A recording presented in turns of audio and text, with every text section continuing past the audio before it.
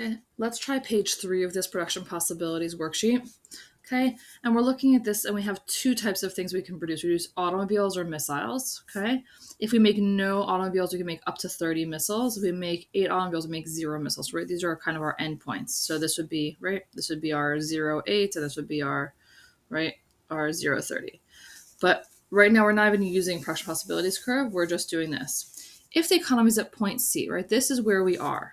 Okay, so let's just highlight the question. We're at point C of the economy. What is the cost of one more automobile and one more missile? Okay, so one more automobile means I'm going to add and do a 5 over here. Okay, and I'm going to see what I give up. Well, here there are, let's see if there's a steady curve. To go from 0 to 2, so for 2 more automobiles, I lost 3 missiles. For 2 more automobiles here, I lost 6 missiles. For 2 more here, I lost 9 more missiles. For 2 more here, I lost the rest of the 12. So we can see it's not linear, meaning it's not like for every 2 I lose the same amount. For every 2, I keep on losing more and more missiles. So we have 1 here. Okay, we're gonna go halfway, right? So 4.5, but we can't make 4.5 missiles. Imagine a half missile. So if we go to 5 here, right? So 5 automobiles, right? 1 more automobile makes it 5 automobiles. I'm gonna be somewhere in between here. So I lose 5 of these. So I'd make 16. So it would cost me 5 missiles. Okay, 1 more missile. Okay, so if I just made 1 more missile, so we're going this way, so this would be 22 missiles that I'm asking about, right? I would lose at least one of the cars, meaning I can't make half a car or a quarter of the car, so it would lose me an entire car. Okay, and that's kind of why we have some of these set points, is that we can't have parts of a product. Okay, PPF curve below to answer the following question. Okay, BB is the current frontier for this economy. So this line over here is where we are right now, meaning this curve, BB, it's labeled over here, BB. This is at present, this is where we are. And maybe we could move out to here or here or out here. Maybe we'd move in, but let's see what happens, okay? So this is the capital goods. So capital goods, right? We know what those are. And consumer goods, we know that we're consumers.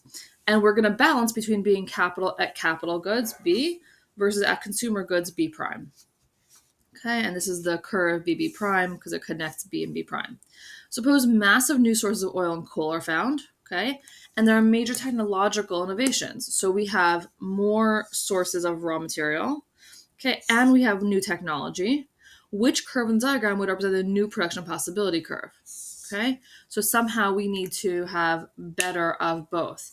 So since we have the capital goods, right, we know that oil and coal are capital goods. They are not used directly by consumers, or very rarely. They need to be changed. Okay, and technological innovations change the ability to get the consumer goods different. So we know that capital goods are going to go up from here.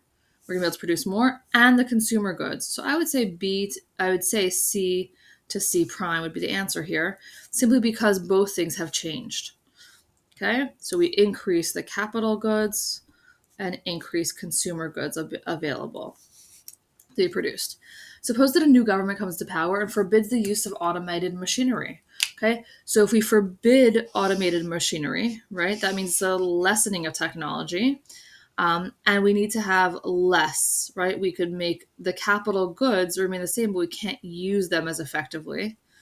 Okay, so we still have the raw goods, but we don't have the consumer goods anymore. So in this case, the only option, like there's no option to kind of move this one down here, right? So the curve we would choose would be this little AA curve, AA prime.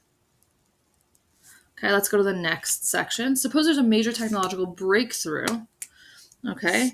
Only the consumer goods. So I'm only moving along this curve where I'm getting better there, and it's widely adopted, okay? So the capital goods that are not going to change, I'm going to go to this BD prime curve.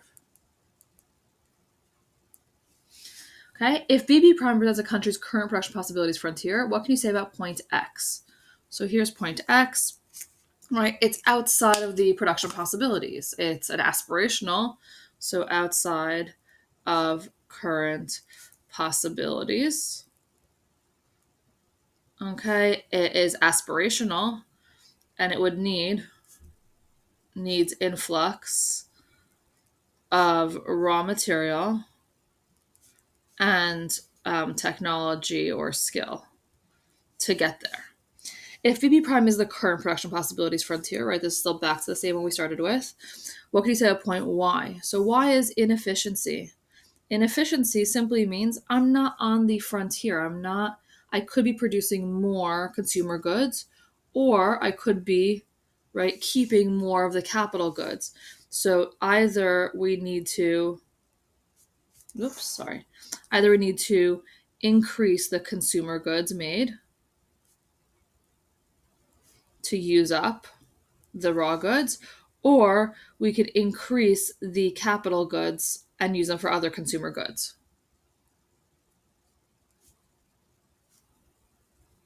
But in this case, we're using up quite a few capital goods, right? We've given up capital goods, but we haven't used them all efficiently for consumer goods.